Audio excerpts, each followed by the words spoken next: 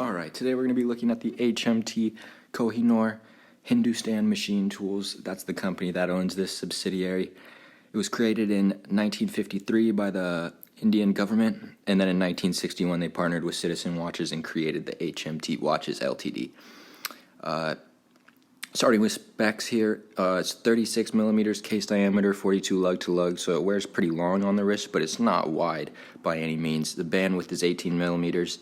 It's a mechanical hand wind, all hand wind, no automatic screw back case, which we'll see later on in the video. The dial itself, it's not glass, it looks like glass, and if it is glass, it doesn't feel like it. It feels like maybe a hard plastic, but it still wears all right. I mean, I got this watch mostly for the history.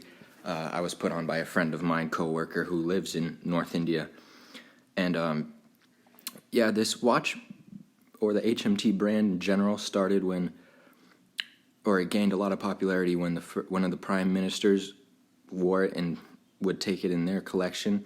It became the face of Indian office goers. I've read from the 60s to the 80s they became hugely popular, and they have lots of different models. This one here, the Janata, is one of the most popular ones. This is the one the prime minister wore. So we're going to take a look at it here closer up. It has a clean face, all white. I like to wear it as a dress watch more. If I'm going casual, I'll wear the Diver, the Seiko, or my Wenger, which I'll do in the next video. But it's a clean watch, wears well on my small wrist. Even though it is a 42 millimeter lug to lug, it still looks pretty good. And I have an on-wrist shot later on the video. The hand winding mechanism, it's an older watch, so it's a little bit tough. You really got to clasp your fingers on there in order to turn it.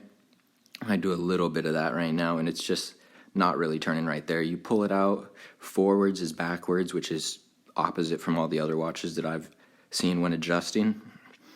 Other than that, it's pretty standard 12-hour dial analog. Here's the screw back case.